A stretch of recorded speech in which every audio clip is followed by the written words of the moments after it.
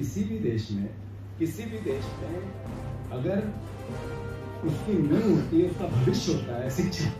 हमारे भारतवर्ष में जो विश्वविद्यालय है उसमें 50%, मैं बहुत जिम्मेवारी से ये बात कह रहा हूँ, 50% विश्वविद्यालय डिग्रियां बेचकर अपना खर्चा चलाते हैं। विश्वविद्यालय, मैंने कॉलेज की बात नहीं की। भारत में दुनिया का ऐसा पहला मध्य प्रदेश होगा, ऐसा राज्य होगा, भारतवर्ष का तो है ही, जिसमें आबादी बढ़ रही और बच्चे घट रहे हैं स्कूल में, हो चाहे प्राइवेट सेक्टर के हो चाहे सरकारी सेक्टर के। मैंने टीचर से पूछा बच्चे क्यों घट रहे हैं? सरकारी स्कूल में घट रहे होंगे तो प्राइवेट स्कूल में ज्यादा हो रहा है? नहीं, दोनों जगह नहीं हो रहा।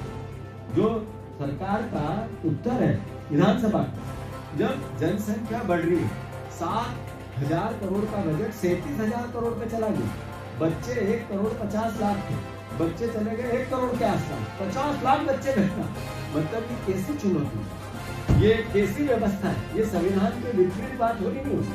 मैंने टीचर से बात की कि बच्चे क्यों घट रहे हैं, सरकारी टीचर का, तो उन्होंने कहा कि हमें 25 से 40 बच्चे स्कूल में रखना अनिवार्य है, अन्यथा स्कूल बंद हो सकता है, सरकार निर्णय ले सकती है। तो मैंने कहा 40 स्कूल में बच्चे रखना अनिवार्य तो है, अगर 400 से 40 हुए तो 40 से 20 भी हो सकता है, लेकिन वो हम कम नहीं होंगे। तो मैंने कहा क्यों? लेकिन वो हमारा ट्रांसफर हो जाएगा, हम कहीं घाटी से चले गए, दूर चले गए, स्कूल बंद हो गया, तो वो स्कूल को जिंदा रखना हमारी अनिवार्यता है कि हमें, मतलब टीचर की मानसिकता कैसी है। और फिर मैंने पूछा बच्चे सरकारी स्कूल में क्यों नहीं आना चाहते? तो गांव में, मध्य प्रदेश जिसकी 80% आबादी गांव में होती है, वो टीचर कहता है कि बच्चों के माता पिता कहते हैं कि अगर सरकारी स्कूल में बच्चा पढ़ता है और उसके रिश्ते की हम बात करते हैं, पूछते हैं शिक्षा कहाँ हुई, तो वो कहते हैं सरकारी स्कूल में, तो उसका रिश्ता नहीं। बहुत सरल बात है पर बहुत गंभीर बात है। मैं अनुरोध करना चाहता हूँ संविधान की इस भावना के साथ कि शिक्षा पर हमारी सरकार का किसी प्रकार का कोई ऐसा मोटिवेशन नहीं है। अभी हमारे यहाँ मध्य प्रदेश में शिक्षकों को फिर से एग्जाम देने के लिए सरकार ने कोई नीति तय किया, कोई तरीके से निर्णय लिया, हमारे शिक्षकों ने इसका विरोध किया, उसके अलग अलग एग्जाम में हमने कटिंग की। हम जब शासन में थे, जब कमलनाथ जी मुख्यमंत्री थे, तब टीचरों को टीचिंग की ट्रेनिंग को लेकर संस्थान बनाया, वो चाहे कॉलेज लेवल का हो चाहे स्कूल लेवल का।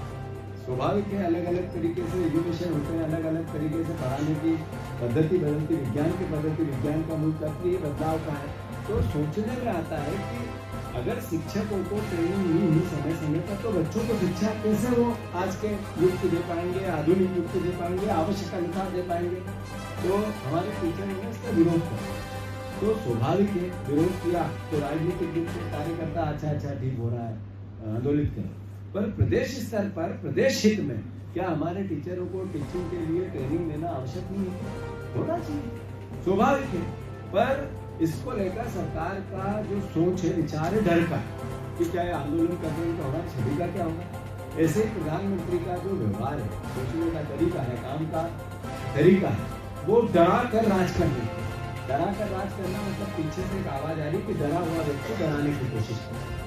तो स्वाभाविक है कि जैसा अभी वाजपेयी जी ने कहा, जो जागा हुआ समाज होता है, जो जागरूक समाज होता है, जो सोचते हुए विचारते हुए लोकतंत्र में आज किस पे दर्द हो रहा है, किस पे तकलीफ हो रही है, और देखता रहता है दूर से, तो बाद में वो ये एहसास न करता है कि मेरी भी कभी इस बार इसकी जगह मैं भी खड़ा हो सकता हूँ, वहाँ पर लोकतंत्र की या संविधान की स्थिति नहीं है।